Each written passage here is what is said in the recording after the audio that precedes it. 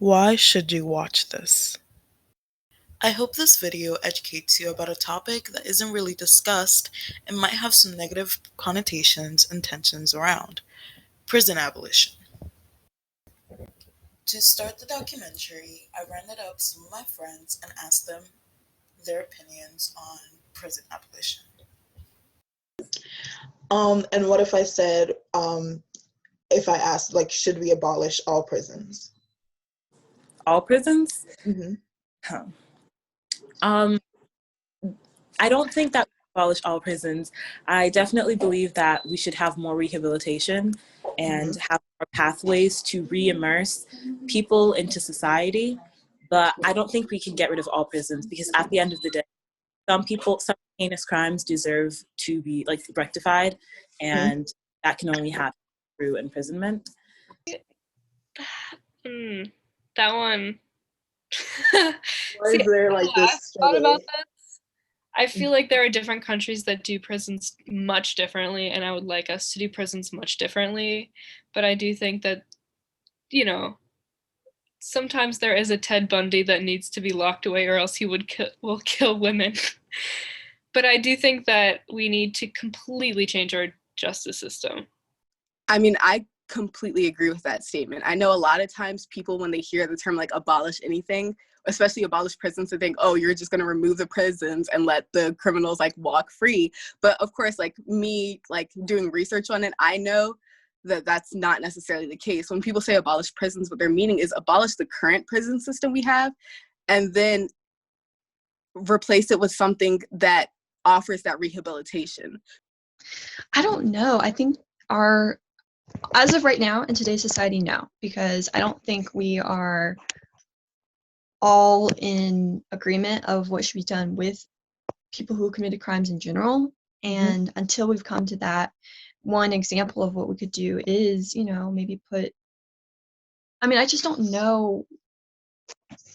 It's like extremists would say, okay, maybe we'll just kill all people who did crimes, or maybe we'll just not do anything about did crimes and anarchy, and we just let people live their lives. That could be a possible situation too. Or maybe we put everyone into a mental facility. I don't really know what that looks like, and I think until America can come to some sort of common ground, even though the prison system is bad, I just don't know what else we would do. While many had different views with different reasonings, rehabilitation was a key part of many of the responses I received. So, why isn't the US prison system doing its job? Which isn't only to imprison, but to make sure prisoners don't come back. Well, it's more complicated than people not doing their jobs. Just like the United States prison system has a long dark history dating back to when slaves were first released. This is when we first saw convict leasing, a system in which southern states leased prisoners to private railways, mines, and large plantations. While states profited, prisoners earned no pay and faced inhumane, dangerous, and often deadly work conditions. Convict leasing played to the public fear, both about crime stemming from newly freed Black Americans and the economic depression from both the Civil War and loss of free labor. Time and time again, the courts approved of this abusive use of convict labor, most famously confirmed by the Virginia Supreme Court's declaration in 1871 that an incarcerated person was, in effect, a slave of the state. By using the convict leasing system, states had nothing to lose, not only because they were playing to the public fear and prejudice against Black Americans, but also because they were making a profit. Fortunately, convict leasing was banned in 1908, but after the Great Migration of Black Americans to the North, the fear of Black criminality ensued. This meant that even when prison reform started emerging in the 1940s, it was only for, quote-unquote, redeemable people, in other words, white people. The 1960s marked the Civil Rights Movement, the Vietnam War, anti-war protests, and political assassinations, but they also marked the United States' start of mass incarceration. While the Civil Rights Movement was just starting to make progress in gaining equality for everyone in America, there were still violent protests in communities of color. This led to politicians linking race with crime. It started with President Johnson's War on Crime in 1965 and followed by its better known counterpart, President Nixon's War on Drugs in 1970. These policies targeted urban communities that were seen as threats. These urban communities were and still are not so shockingly populated by Black Americans, especially after their white counterparts started moving into suburbs. After these policies were put in place, the prison population started to massively grow in size. Now, where to put these new prisoners was the question. This demand was met by private prisons and private prison companies. So, what are private prisons? When asking my peers if they knew what private prisons were, I got a very wide range of responses from knowing quite a bit about it to knowing absolutely nothing. Do you have an idea what private prisons are? Yes, I do. So privatization of prisons, I think it's when a company is in the prisons. So they get money based on the beds that are filled. This is like my knowledge of it. They get money, they're paid to house these prisoners. So like they get money from putting people in prison, and like it's not a good thing because the more beds they have, the more people they want to fill. Probably not completely correct, but to my knowledge, they are privately run facilities. So basically, the U.S. federal justice system will outsource the running of prisons to private facilities because I don't know, it's cheaper, but I don't think it's actually cheaper. But yeah, so the federal government basically lets private companies or facilities be run without their direct supervision. Yeah, so as far as I know, private prisons are basically, they're also known as for-profit prisons. And so with that, what happens is for the amount of prisoners that they take and that they keep in that prison, they earn a profit from it. So they're usually owned by private companies, hence why they're called private prisons. And what happens is when they take, or I already said that, when they take in prisoners, they earn a profit from the government, and the government says, hey, for so many prisoners that you have, we'll give you this amount of money. So their goal most of the time is okay, let's just get as many prisoners in here as possible so that way we can make more money. So what you have is a lot of times because of this, they're incarcerating just anybody for small crimes that they didn't even commit. They just want to meet that quota of okay, here's how many prisoners we need to make the most money. Okay, so the next question is, do you know what private prisons are or what they entail? I don't know. Okay. A private prison is run by a corporation. That corporation's end goal is to profit from anything they deal in. In order to make money as a private prison, they receive a stipend from the government. A private prison can offer their services to the government and charge $150 per day per prisoner. In simple terms, private prisons are run like hotels. For hotels to be successful, they need as many guests as possible to stay for as long as possible. Hotels advertise and make deals with other companies to lower room prices if the company can guarantee more bookings. While this is a great business strategy to run a hotel, the United States prison system shouldn't have the same corporate strategy as the Hilton. This is where the ethical dilemma comes in. Should prisons, a place where we send those that have committed mistakes, not just as punishment but for rehabilitation, get paid by the number of prisoners they keep? However, before we come to a decision about private prisons, we must put them in context. Private prisons make up about 10% of all prisons in the United States. However, with their goal being to make profits, there's evidence that they're more harmful than good. For example, prisoners who are being held in private prisons may serve sentences that are up to 7% longer than prisoners who are in public prisons serving a similar sentence. Private prisons see up to 50% more violence when compared to public prisons with regards to inmate on officer assaults, and for-profit facilities also see over 60% more inmate on inmate assaults. And some might say, worst of all, they are no more cost efficient than a public facility. These statistics show that a for-profit prison stays true to its name. and only focuses on profits for themselves. So, with that all being said, should we abolish private prisons? Asked you, would you like to abolish private prisons? Like, what would be your immediate response?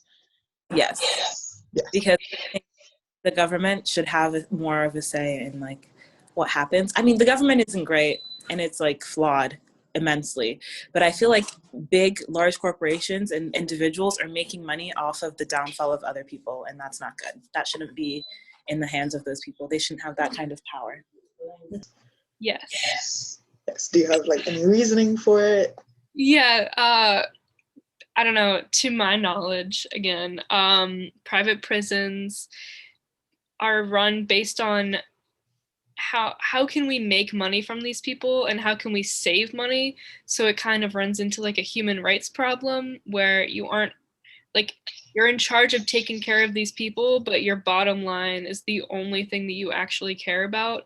So you run into like human rights abuses and people not getting the resources that they need because companies are more focused on getting money.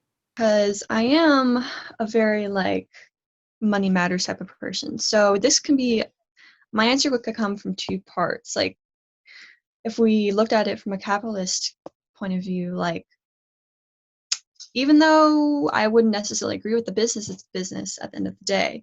And that's what they choose to make money off of. So in that sense, like, who am I to say you can't function as a business? I mean, that's the same as saying a mom and pop business can't do it, Walmart can't do it, whatever. But I think morally, I don't think that they should get any more money from having more prisoners, just because I feel like that wouldn't incentivize them to help get the prisoners out of there and back into society. So to be honest, I don't know, and I think it's really hard. I think one of the reasons why it's hard for me to, give one answer is just because it's like, who am I to give one answer? Who is anyone to just decide what happens? And I think, I'm just not the person to do it, but someone has to do it, so I don't really know. While I'm also not someone who can make the ultimate decision when it comes to private prisons, I do understand that the ethics of running a prison, which are already questionable, are further twisted when bringing the aspect of making a profit into it. However, companies are not to blame. Private prison companies could only take advantage of a system that was already broken. So what should we do? Following the pattern, as you've seen throughout this whole video, I turned to my peers to see what they thought would be a way to make our justice system and our prison system more effective. That we should have more rehabilitation and have more pathways to re-immerse people into society. But I don't think we can get rid of all prisons, because at the end of the day, some heinous crimes deserve to be like rectified, and that can only happen through imprisonment. We could have suitable prisons that are better for people to live in, because I know other countries have like prisons that are designed to hold these people, but also give them ways of bettering themselves as individuals. We have like a punishment-based retributive. Right now we have a retributive justice system, and we should have a restorative justice system that's focused on rehabilitation, because I think there's no point to putting someone in prison for their whole life if they could live a life outside of it. Like, I think that right now our justice system is very based on like getting revenge, like state implemented revenge for the families. But I don't think that that's what any country, I don't think that's a country's responsibility to get revenge. I think that that's like a very primitive way to look at it. So I think, how can we move on from this? How can we be better? Any ideas of what would be a functioning system? I think a functioning system is just anything that doesn't alienate them. Like anything where, because a lot of times what you see in prison, like as far as America's prisons, is like these cold cinder block like cells that are like maybe 6 feet wide. And so there's no opportunity for growth. Like you sit in a prison cell all day staring at the walls. You come out, you get this like horrible food, because I know everyone hears about how horrible prison food is. There's fighting, there's rioting, there's all this other crazy stuff going on, and nothing's being done to say, hey, maybe the people in here have like some sort of psychological issues that cause them to commit crimes. Maybe there's some mental thing going on. Maybe it's something with their family, their background growing up that they've experienced that causes them to do this. None of that is being addressed. So you're just sitting there, and then that stuff is like festering with nobody like helping you. And then after you serve your time, you go back out into society with these same problems. Now you've been in prison, so maybe that made it worse. For some people, it does work and it makes it better. But for a lot of people, it makes it worse sitting there, like holding in all of that anger, all of those issues that you have. And so you go back out into society, and then you commit the same exact crime again because you didn't learn anything from it. So I think a prison system that works would be one that actually addresses the issue and helps you instead of just holding you in a cell for a certain amount of time. Okay, well, thank you. With a prison population that never seems to go down and a crime rate that keeps going up, I think we can all agree that there's something lacking in our prison system. While there's many possible solutions or options to fix this problem, as my peers have discussed, I believe that we have to become invested into getting inmates reincorporated as a positive aspect of our communities instead of treating them as outcasts. I hope that this documentary allows you to create meaningful discussions when talking about how people are treated in our justice system, but also how we treat people in everyday life.